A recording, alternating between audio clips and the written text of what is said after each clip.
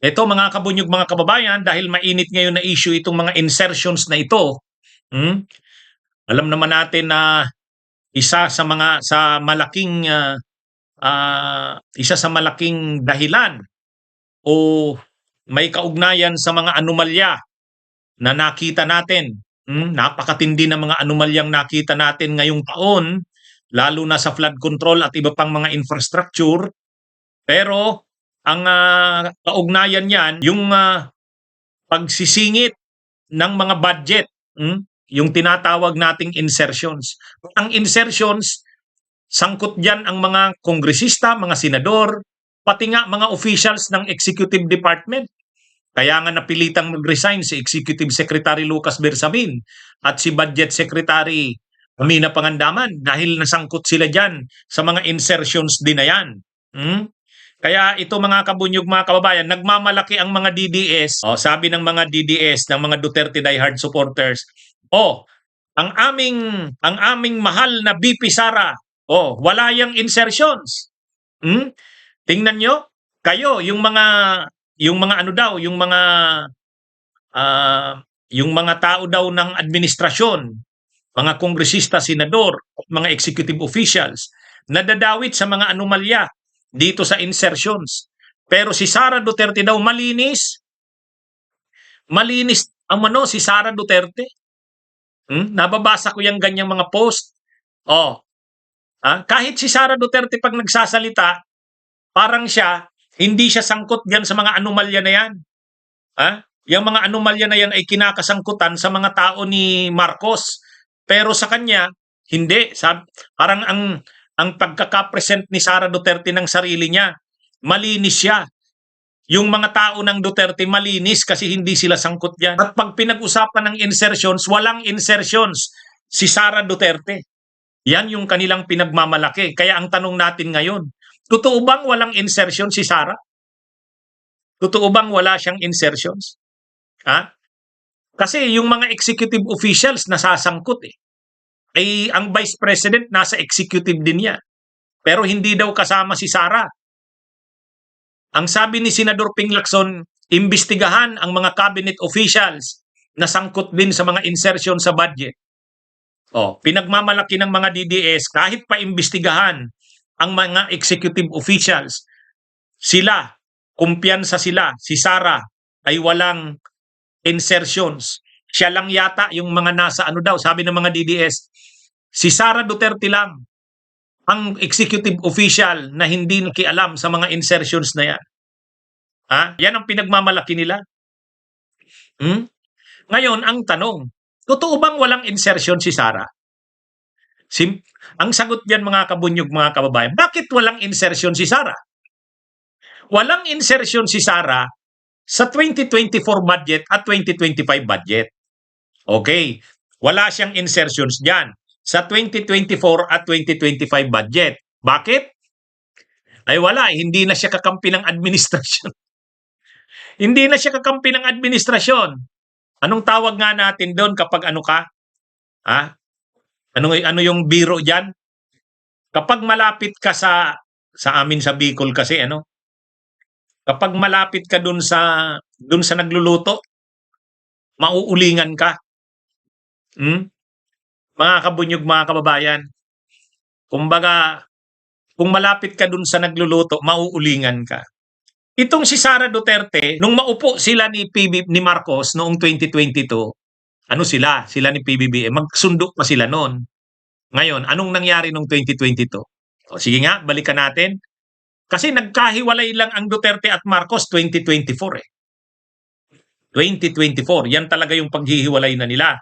Pero noong 2022 at 2023, magkasama pa. Ngayon, mga kabunyog, 2022, wala bang insertion si Sara? 2022, naupo sila ni PBBM June 30, 2022. Ngayon, sige nga, noong 2022 ba si Sara hindi humingi ng budget? Pag upo nga nila noong June 30, 2022, nagpaabot ka agad kay PBBM. Sabi niya, PBBM, Bigyan mo naman ako ng budget, kukunti yung iniwan ni Lenny kasi kukunti lang yung budget ni Lenny. Eh syempre yung kalahati nyo nagamit niya na. Ang natira sa akin, 400 million na lang yata ito hanggang December. So anong ginawa ni PBBM sa kanya? Binigyan siya ng 125 million confidential funds. So ibig sabihin, si Sara Duterte, kung malapit pa siya sa presidente, hindi niya kaaway ang presidente, hindi papayag yan na wala siyang malaking budget. Di ba? Hindi papayag yan. Nakita natin yan noong 2022. Pumayag ba si Sara Duterte na yung minana niyang budget kay Lenny, okay na yun, pagtsagaan niya yun? Hindi. On record yan. August, sumulat siya kay PBBM, humihingi ng budget, dagdag na budget. Ang ginawa naman ni PBBM, kasi mabait si PBBM at saka magkaano pa sila noon, in good terms pa, binigyan siya ng 125 million confidential funds. At anong ginawa ni Sara? Natanggap ni Sara yun December 13, 2022. Anong ginawa ni Sara nung matanggap niya yung 125 million? On record yan ha, hindi ito chismis. Anong ginawa niya? Inubos niya in 11 days. Inubos niya in 11 days.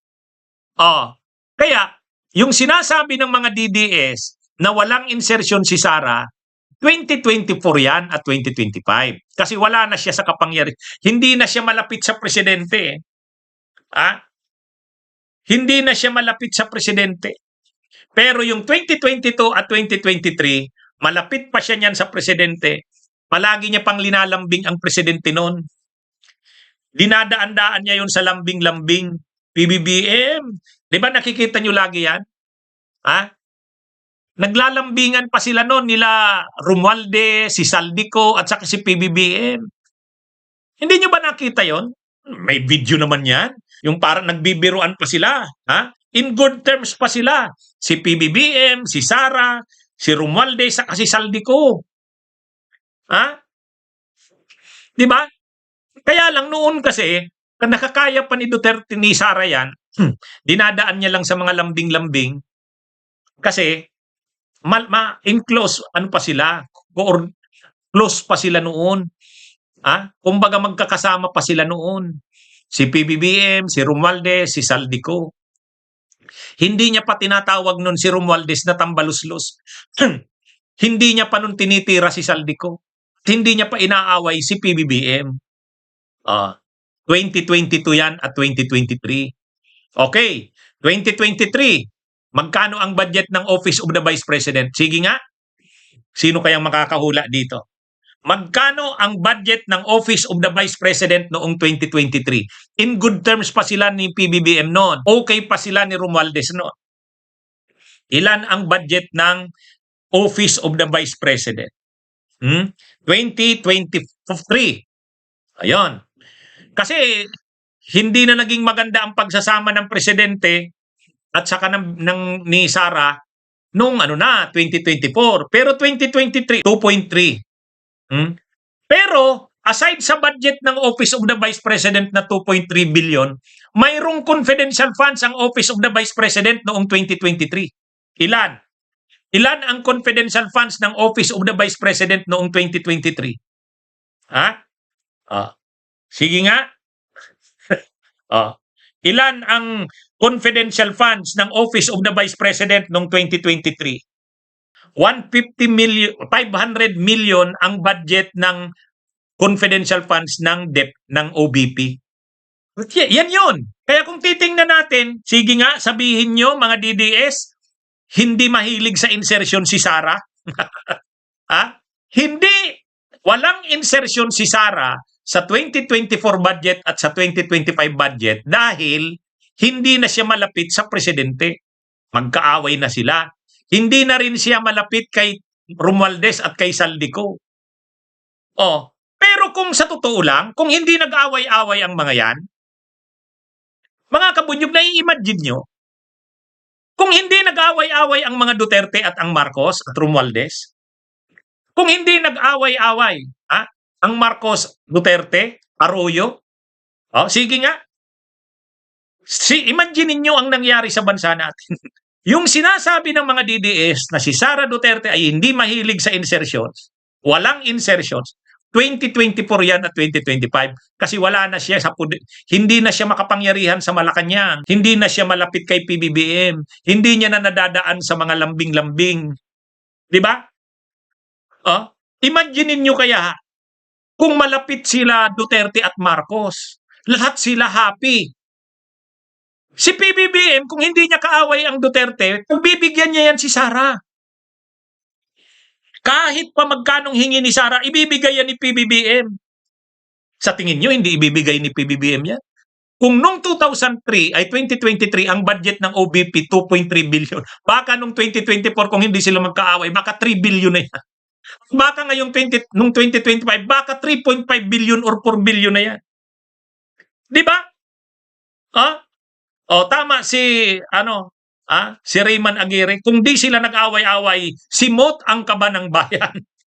Sa totoo lang mga kabunyog, mga kababayan. Kaya yung mga DDS na nagsasabing walang insertion si Sara, walang insertions nung 2024 at 2025. Kasi ang budget niya limited na lang. Kasi kaaway na siya ng Marcos at ng Romualdez eh. Pero nung kaaway na siya ng Marcos at Romualdez, wala na, hindi na nakaka-request si Sara ng malaking budget. Hindi niya na nadadaan sa mga lambing-lambing. Di ba? Di ba mga kabunyog, mga kawayan? Sa totoo lang, maging totoo, real talk lang tayo. Sa totoo lang, ang Diyos ay gumagawa rin talaga ng paraan. Imagine niyo kung hindi nag-away si Marcos at si Duterte. Pag humingi yan si Sara ng budget na 3 billion, 4 billion, bibigay yan ni PBBM. Ibibigay yan. Hindi naman yan mahihindian ni PBBM. Di ba? Hindi yan mahihindian. Nung maupo nga sila nung 2022, kaagad-agad si Sara humingi ng budget kay PBBM. Binigyan ni PBBM 125 million. Inubos naman ni Sara ng 11 days. Nung 2023, hindi sila magkaaway, binigyan ng 2.3 billion si Sara, budget ng OBP. At binigyan pa ng 500 million confidential funds, OBP. 150 million confidential funds, DepEd. Ganun. Kaya, ano ito mga kabunyog, mga kababayan? Sa totoo lang, ang ginagawa lang, nakita niyo yung picture ni Sara sa ni Romualdez, lalakad sila, kinakabitan ni Sara si Romualdez, nagbibiruan sila, nagbibiruan. Yun yung panahon na hindi pa sila magkakaaway. Itong pinagmamalaki ng mga DDS na wala daw insertion si Sara, wala, kasi wala na hindi na siya outside di Kulambo na siya eh. Outside di Kulambo na siya. Pero sa totoo lang, kung hindi nag-away ang Marcos at Duterte, ay, papayag ba si Sara na kunti ang ibigay sa kanya? Hindi yan. At saka si Gloria Arroyo, ayan, lahat yan, happy yan lahat. Happy lahat yan. Kung hindi sila magkakaaway, kung hindi nag-away-away yan, hindi naman natin ito malalaman, itong mga nangyayaring ito. Di ba? Itong mga nangyayaring ito, hindi natin ito malalaman. Kaya God works in mysterious ways. At least nalaman natin ganito kalala ang nangyayari sa bansa natin. Kasi kung hindi yan magkakaaway, magtatakipan yan. Si PBBM napakabait niyan. Kakampi niya si Sara, kakampi niya, hindi niya yan bibigay niya kung anong gusto niya. Ibibigay yan ni si Saldico, pinagkatiwalaan nila PBBM. Hindi pa alam nila PBBM ganun katindi yung mga diskarte nila Saldico. Yung mga diskarte nila Cabral, hindi alam nila yan. Nung nalaman na nila, anong sabi ni PBBM? Mahiya naman kayo. Di ba? Kaya, actually, sa isang banda rin, maganda rin na nag-aaway-away sila. Kasi yung pag-aaway-away nila, hindi sila nagkakaisa para ubusin, simutin ang pera ng bayan. Kung nagkakaisa yung mga yan, ay ubos, simut ang pera ng bayan. Mga kabunyog, mga kababayan. Ngayon, nai-expose na gaano kalala ang korupsyon sa bansa natin. Ang problema lang kay PBBM, hindi pa rin sinasagad. May mga pinoprotektahan pa rin. Diyan kaya bumababa yung survey rating niya eh. may mga ano pa rin, iniiwasan pa rin ni PBBM na tamaan yung mga aliado niya. Yun yung ano, yan yung medyo problema diyan. Ha? Mga kabunyog, mga kababayan. Ano ito? Pero kung ang mga Duterte ay hindi nakaaway ng Marcos, hindi papayag ang Duterte na ganyan lang ang budget ni Sara. Ngayon, ang budget ni Sara sa 2026, 800 million yata ang sa OBP. Papayag ba si Sara sa 800 million kung magkakakampi pa sila? In good terms pa sila? Hindi. Wala. Kasi wala na siya sa ano, outside na kulambo na siya. Pero nung panahong nandun pa siya, close pa siya sa administrasyon. Ang dami niyang nilambing sa presidente. Pag upo pa lang nila, humingi ka agad ng confidential funds. Nung 2023, binigyan ng 2.3 billion. Ganyan kasiba si Sara Duterte. Kaya lang, yun yung totoo dyan. Di ba, mga kapunyog, mga kababayan? Sa totoo lang, hindi maganda na nag-aaway-away ang mga politiko. Di ba? Sabi natin, ano ba naman kayong mga politiko, hindi pa kayo magkasundo? Sa isang banda rin, may maganda rin yan nagdadala. Kung nagkakasundo ang mga politiko, kanya-kanya silang kipan. Kung magkakasundo ang mga politiko, wala tayong malalaman. Kung nagkakasundo ang mga politiko, wala tayong malalaman. Kaya sa isang banda rin, maganda rin yan na hindi sila nagkakaisa kasi hindi nasisimot ang pera ng bayan kahit papano. 'Di ba? 'Di ba? Mga kabunyog, mga kababayan? Ito yung ano, ito yung totoong nangyayari sa bayan natin. Kaya nakakalungkot. Kaya ako, nakita nyo naman ako, kahit sa administrasyon ng PBBM, pag may nakikita tayong hindi tama at hindi maganda, pinupuna na. Pero yung sabihin ng mga DDS na, yung mga kakampi ni PBBM, grabing kurakot, grabing insertion, si Sara lang ang malinis. Walang insertion si Sara. Wala. Wala dahil naitsapwera na. Pero kung hindi yan naitsapwera, hindi papayag yan, nakukunti ang sa kanya. Bunyog, halikan na kasama ka. Bunyog, kapag buklod ay may pag-asa. Luzon, Visayas, Mindanao, isa ang pananaw.